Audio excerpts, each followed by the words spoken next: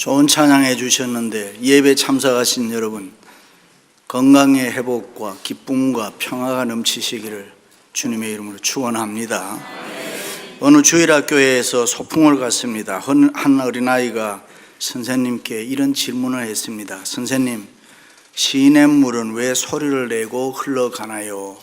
그 질문을 받고 선생님은 시냇물 소리에 귀를 기울였습니다. 정말로 시냇물은 졸졸졸 정겨운 소리를 내면서 쉴 새 없이 흘러가고 있었습니다. 소풍에서 돌아온 선생님께서는 이 책 저 책을 뒤지면서 그 이유를 찾았습니다. 왜 시냇물이 저렇게 정겹게 흐를까? 그것은 다름이 아니라 시냇물이 소리를 내는 것은 물속에 돌멩이가 있기 때문이었습니다. 크고 작은 돌멩이, 들쑥날쑥한 돌멩이들이 있었기 때문에 시냇물이 부딪히면서 아름다운 소리를 내는 것이었습니다. 그렇습니다. 성숙한 인격과 훌륭한 신앙은 그냥 저절로 만들어지는 거 아닙니다. 아픔과 고난의 돌멩이와 함께 살아가는 사람들에게 주어지는 하나님의 선물인 줄로 믿습니다. 할렐루야. 그렇습니다. 우리는 인생을 살면서 누구나 여러 가지 어려운 고난과 고통과 시련과 유혹을 당할 때가 있습니다. 예수 그리스도를 믿고 교회를 열심히 다니고 교회에 충성하면은 모든 일이 다 잘 될 줄 알았는데 오히려 어려운 괴로운 일들을 많이 당할 수가 있습니다. 그리고 그때 하나님께 아무리 부르짖어도 침묵하시는 하나님, 내가 당하는 어려운 형편을 바꾸어 주시기는커녕 오히려 더 절망의 골짜기로 빠져들도록 내버려 두는 것 같은 그런 느낌을 받을 때가 있습니다. 그런데 여러분, 인생의 고난은 괴로움은 결코 어느 특정인에게만 한정된 것이 아니며 모든 사람들이 겪어야 하는 보편적인 일인 것입니다. 간혹 어떤 때는 저 사람에게는 나 같은 고민은 없겠지라고 생각하는데 그 사람에게도 인생의 괴로움은 있는 것입니다. 어떤 경우에는 내가 10년 전에는 참 좋았는데 라고 합니다만은 10년 전 그때도 역시 괴로운 일들이 있었습니다. 그래서 히브리서 기자는 인생은 외국인 나그네라 그랬습니다. 마태복음에 보면은 수고하고 무거운 짐진 자들이라 그랬습니다. 로마서에서 보면 오라 나는 공고한 사람이다 했습니다. 공고하다는 말은 고통스럽고 힘들고 어려운 형편을 두고 하는 말인 것입니다. 성경에서 공고하다는 말은 삶에 기쁨이 없을 때 낙이 없다는 말이죠. 그래서 시험 자체가 괴롭고 공고한 것입니다. 그렇습니다. 시험을 당할 때는 우리는 공고해질 수밖에 없습니다. 그래서 사람들은 쉽게 낙심하거나 좌절합니다. 뿐만 아니라 쉽게 체념합니다. 때로는 두려움과 불안에 사로잡히기도 합니다. 때로는 원망과 불평이 나타나는데 그러면 더욱 힘들어지는 것입니다. 더욱 괴로워지는 것입니다. 그러므로 공고한 날일수록 우리는 더욱 정신을 바짝 차려야 할 줄로 믿습니다. 수렁에 빠지면 안 되는 것입니다. 용기를 가지고 일어나야 합니다. 어려운 환경에 부딪혔을 때 자기 자신을 깊이 반성하면서 믿음으로 새로운 결단을 할 수 있는 사람이라면 하나님의 능력을 체험할 줄로 믿습니다. 할렐루야. 다윗왕의 위대함은 공고한 날에 그 원인에 대해서 깊이 사색을 많이 하면서 하나님을 사랑하고 하나님을 높였기 때문에 하나님이 기뻐하셨다 했습니다. 그것을 보고 내 마음에 합한 사람이라고 하시면서 다윗의 뜻을 이루어 주었습니다. 현대에 와서는 대학교에 교수를 뽑을 때에 공부를 많이 해서 학위만 가졌다고 막지는 거 아닙니다. 공부한 것 이상으로 중요하게 보는 것이 다른 사람을 얼마나 잘 가르칠 수 있느냐 하는 것입니다. 다시 말해서 전달 능력이 있느냐 하는 것을 보고 교수를 채용합니다. 그렇습니다. 우리가 믿는다는 것, 하나님을 믿는다는 것, 예수 그리스도를 믿는다는 것은 우리의 마음입니다. 속으로 믿습니다. 그런데 하나님께서는 너의 믿음이 내 생활 속에 나타나도록 가끔은 테스트해 보는 것입니다. 아무개야, 내가 마음으로 믿느냐? 그러면 너 생활 속에 얼마나 나타낼 수 있느냐? 내가 하나님의 말씀을 들었느냐? 그러면은 너의 생활 속에서 그 말씀대로 얼마나 잘 살아가고 있느냐? 내가 기도를 생활하고 있느냐? 내가 예수님처럼 사랑하며 섬기고 있느냐? 내가 정말로 하나님을 얼마나 잘 믿느냐? 너가 정말로 하나님을 사랑하느냐? 알기 위해서 하는 테스트입니다. 그러므로 성도는 시험에 들지 말아야 합니다. 시험에 들었다고 하더라도 이겨내야 되는 것입니다. 빨리 그 시험을 이겨내야 건강한 신앙생활을 할 수 있습니다. 빨리 그 시험을 이겨내야 하나님과 관계, 인간과의 관계를 새롭게 찾을 수가 있습니다. 믿음으로 누구나 시험을 이겼을 때에 놀라운 은혜와 축복을 받을 줄로 믿습니다. 시험을 참는 자, 시험을 이기는 자 복이 또다. 인정받은 후에 생명의 면류관을 얻는 줄로 믿습니다. 할렐루야. 그렇습니다. 우리 그리스도인들은 시험에 들지 말아야 합니다. 주기도문에도 우리를 시험에 들게 하지 마옵시고 악에서 구하옵소서. 어쩌다가 시험에 들었다고 하더라도 그 시험을 단번에 이겨내야 되는 것입니다. 그렇습니다. 주님께서도 시험에 드는 것을 원하지 않습니다. 그러므로 시험에 들지 말기를 바랍니다. 시험에 들어도 하나님의 은혜로 물리치고 이겨내시기를 축원합니다. 그렇습니다. 시험을 면하자는 거 아닙니다. 필요한 시험은 하나님의 도우심으로 이겨내고 쓸데없는 시험은 들지 말자 하는 것입니다. 자, 그렇다면 어떻게 해야 우리가 시험에 안 들고 신앙생활을 성공적으로 할 수 있겠습니까? 두 가지입니다. 첫째는 겸손해야 됩니다.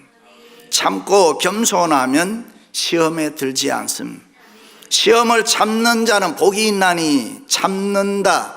겸손한 사람. 바울에게도 건강에 약점이 있었습니다. 그래서 바울은 복음을 전할 때 의사인 누가를 데리고 다녔다. 만일의 사태에 대비하는 거죠. 그것이 간질이든 안질이든 아니면 그 어떤 병이든 교인들이 시험에 들만한 일들이 바울의 몸에 있었다 그 말입니다.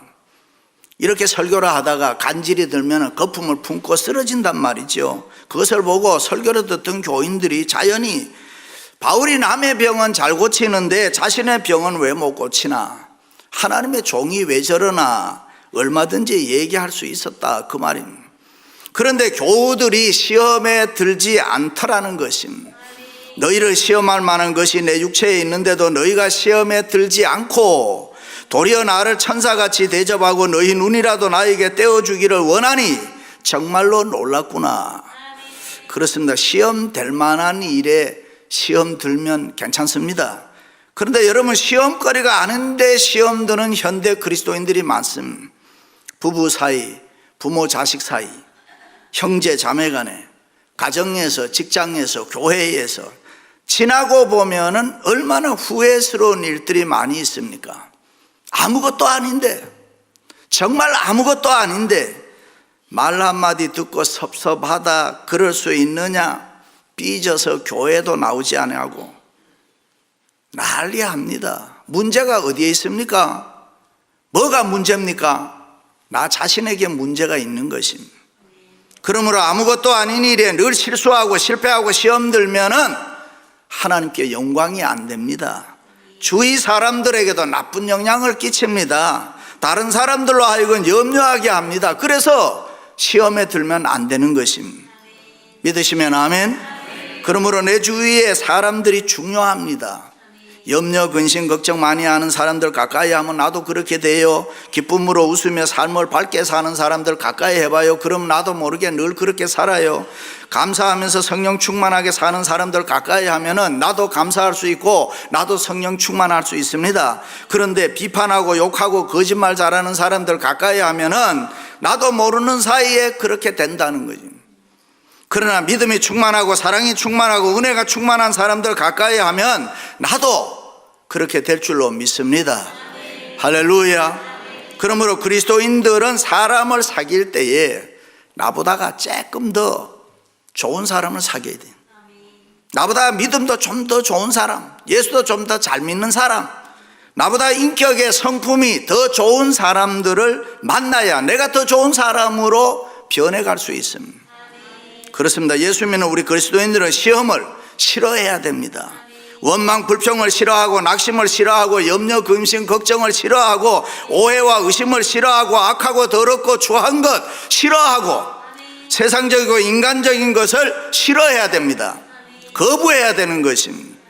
반대로 하나님이 기뻐하시고 하나님이 좋아하는 거, 영적인 거, 교회 이런 거는 좋아해야 됩니다. 교회 오는 것을 좋아해야 됩니다. 말씀으로 순종하는 것을 좋아해야 됩니다. 사랑으로 믿음으로 사는 것 좋아해야 됩니다. 주님과 함께 동행하는 삶, 의롭고 거룩한 삶을 살아가야 되는 것입니다. 그래서 시험에 들지 말아야 됩니다. 사람이 시험에 들어도 단번에 이겨나가는 훈련이 돼 있어야 됩니다. 하나님, 저는 부족합니다. 하나님 앞에 늘 부족한 마음으로 살면 시험에 들지 않습니다. 하나님, 나는 아브라함같이 믿음으로 살지 못해요. 나는 이삭같이 순종도 잘 못해요. 나는 야곱처럼 열심히 기도도 못해요. 바울처럼 전도도 열심히 못해요. 마리아처럼 헌신도 하나님 앞에 잘 못해요. 하나님, 나는 말씀과 율례와 법도를 따라 살지 못합니다. 하나님 사랑하고 받은 은혜 감사해야 되는데 그렇게 살지 못합니다. 그런 나를 하나님이여 나를 불쌍히 여겨 주옵소서. 이렇게 고백하는 사람은 겸손한 사람이기 때문에 절대로 시험에 들지 않습니다. 그렇습니다. 하나님 앞에 부족을 느끼고 사는 사람, 정상적인 사람입니다. 그런 사람은 소망이 있습니다. 우리가 예수 그리스도를 만나고 성령 충만하고 은혜를 받고 능력을 받으면 제일 먼저 찾아오는 게 뭐냐? 나의 부족을 깨닫게 되는 것입니다. 내 부족이, 내 연약함이, 내 모자람이 내 생활에 저절로 나타나는 것입니다. 그래서 하로다 나여 망하게 되었도다, 이사야처럼 겸손해지는 거예요. 예수 그리스도를 만났을 때 교회 오를 때도 거룩하다 그 예수 그리스도를 만나는 것이 인생의 최고의 영광이요 축복이다라고 사도 요한의 심정이 되는 것입니다. 그 예수 그리스도를 만나는 것은 인생의 최고의 축복이다. 사도 바울처럼 자기는 죄인 중에 괴수다라고 겸손해질 수가 있습니다. 그렇습니다. 하나님을 가까이 하면 할수록, 성령과 믿음이 충만하면 할수록 내게 나타나는 게 뭐냐? 나의 부족을 느낀다. 하나님 아버지, 나는 이것도 못해요, 저것도 못해요, 부족하고 연약합니다. 나를 도와주옵소서. 주님이 은혜를 주셔야 됩니다. 나는 이 세상 살아갈 때 주님의 은혜가 필요한 사람입니다. 자신의 부족을 뚜렷하게 아는 것입니다. 그렇습니다. 그렇게 사시는 분, 하나님 앞에 자신을 낮추고 겸손히 사는 사람은 어떤 일이 있어도 이 세상에서 시험에 들지 않습니다. 시험에 들었다가도 하나님 앞에 겸손하면은 쉽게 이겨나갈 수가 있습니다. 할렐루야. 제가 십수년 전에 자동차를 몰고 가는데 어떤 자동차가 갑자기 시그널도 없이 제 앞으로 확 들어온 거예요. 너무 놀랐습니다. 뭐 이런 사람이 있나? 어떻게 생겨 처먹은 인간이 이렇게 운전을 하나, 그래서 그 인상을 한번 보고 싶어서 제가 앞으로 싹 달려가서 옆을 쳐다봤습니다. 아, 이거 어떻게 해요? 우리 교인이에요. 순간 제가 고개를 돌리고 식은 땀이 쫙 흐르고 얼마나 창피한지. 그 이후로 저는 자동차로 절대로 시비하지 않습니다. 어떤 상황도 겸손하게 뭐 그럴 수 있겠다, 이해합니다. 일찍이 예수님께서 부활의 영광을 누리셨던 것은 십자가에 이 고통이 있었기 때문이라. 십자가의 고통, 고난은 너무나도 아프고 힘들었습니다. 그러나 끝까지 겸손히 참으시고 테텔레스타이, 다 이루었다. 마지막까지 그 고통에서 예수님은 자신을 이탈시키지 않았다. 그것이 승리요 성공인 줄로 믿습니다. 할렐루야. 그렇습니다. 우리가 부족함을 느낄 때 우리 자신이 언제나 회개하는 마음으로 살면은 하나님께서 한량한 은혜를 우리에게 주시는 것입니다. 문제의 답이 잘 보입니다. 그러나 자기 자신이 잘났다고 생각하면 할수록 머리는 더 복잡해지고 괴로워지는 것입니다. 마음은 힘들어지는 것입니다. 곡식이 잘 익으면 고개를 숙인다 그러잖아요. 내 영혼, 내 믿음이 주님 앞에 겸손히 고개를 숙이면은 주님의 위로와 사랑과 용서와 내 모든 문제에 응답이 찾아오는 줄로 믿습니다. 할렐루야. 또 하나는 욕심을 버려야 합니다. 욕심을 버리면 시험에 들지 않습니다. 오직 각 사람이 시험을 받는 것은 자기 욕심에 끌려 미혹됨이니 욕심이 잉태한 즉 죄를 낳고 죄가 장성한 즉 사망을 낳느니라. 그렇습니다. 욕심을 버리고 감사하면 시험에 들지 않습니다. 10명의 문둥병자가 예수님께 나와 고침을 받았지만은 이방인 한 명이 돌아와서 하나님 앞에 감사했다. 예수님께 감사했다. 그때에 9명은 어디 있느냐 주님이 물었습니다. 문둥병이 들었을 때는 문둥병이 문제였는데 고침을 받고 나니까 이런저런 세상의 욕심 걱정거리 때문에 감사할 수가 없었다. 그러나 돌아와 감사했던 이방인은 내 믿음이 너를 구원하였느니라. 또 다른 위로와 은혜와 축복을 받았습니다. 그렇습니다. 우리도 세상 살다 보면은 이것 해결하면은 저것이 문제고 저것 해결하고 나면 또 다른 그것이 문제입니다. 그런 상태에 매여 사는 사람은 감사치 못합니다.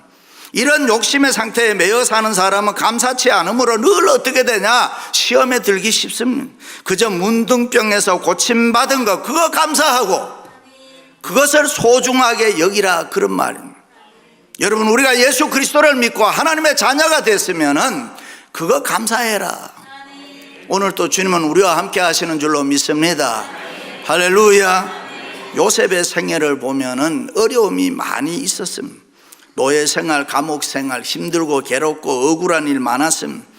그러나 요셉은 욕심이 없으니까 시험에 들지 않았습니다. 그 누구도 원망하거나 불평하지 않았습니다. 형들이 죽이려고 했을 때도, 노예로 팔았을 때도, 보디발의 아내의 말미암아서 누명을 썼을 때도, 감옥에 갇혔을 때도, 은혜를 입었던 술 맡은 관원장이 배신을 했을 때도 그는 언제나 감사했다. 무엇을 감사했습니까? 딱 하나, 하나님이 함께 하심을 감사했다. 할렐루야. 요셉은 세상에 욕심 없었습니다. 자기의 생사하부 흥망성쇠가 하나님의 손에 있는 줄로 알았기 때문에 이 세상에 되어지는 일 때문에는 원망하지 않았다. 시험 들지 않았다. 하나님의 주권을 분명하게 믿었다. 그리고 그 하나님이 자기와 함께 하신다는 것을 감사했습니다. 그 주님 때문에 이 세상의 욕심 다 버렸을 때에 요셉은 어떤 경우에도 시험에 들지 않았다. 하나님이 나와 함께 하신다. 임마누엘. 그 한 가지 은혜로 다른 모든 것을 다 해석했습니다. 하나님이 나와 함께 하시는데 이러면 어떻고 저러면 어떻고 시험거리가 안 됐다 그 말. 그 주님의 은혜 때문에 욕심을 다 버렸다. 할렐루야. 결혼생활도 항상 장미꽃만 피우는 거 아니잖아요. 부부도 욕심을 가지고 보면은 시험거리가 될 것밖에 없어. 그 이쁘던 코가 갑자기 납작하게 보여. 이게 그 아담하던 키가 갑자기 작게 보여. 싫고 미운 것이 끝도 끝도 없이 생겨납니다. 그러나 욕심을 버리고 감사하면서 보세요. 그러면 그렇게 이쁘고 사랑스러울 수가 없습니다. 보통 사람들이 결혼할 때는 그렇지 않았는데 이런 말을 잘해요. 여러분 당연히 변해야죠. 결혼할 때는 그렇지 않았는데 지금은 변해야죠. 오래 살다 보면 여자들에게는 남성 호르몬이 나와서 중성이 되고 반대로 남자들은 여성 호르몬이 나와서 중성이 되고 그래서 성분비가 평준화되기 때문에 나이를 먹으면 친구가 된다. 그것이 과학적인 이야기입니다. 그래서 여자들은 나이가 40만 넘어도 벌써 간이 배 밖으로 나온다 그러잖아요. 이래. 50이 되면 부녀회장이 되고 60이 넘으면 군기반장이 된다 그러잖아요. 그렇습니다. 이 세상에 완전한 것이 어디에 있습니까? 완전한 사람이 있나요? 교회생활, 가정생활, 직장생활 내가 욕심 가지고 바라보면 하나도 마음에 안 들어. 다 시험거립니다.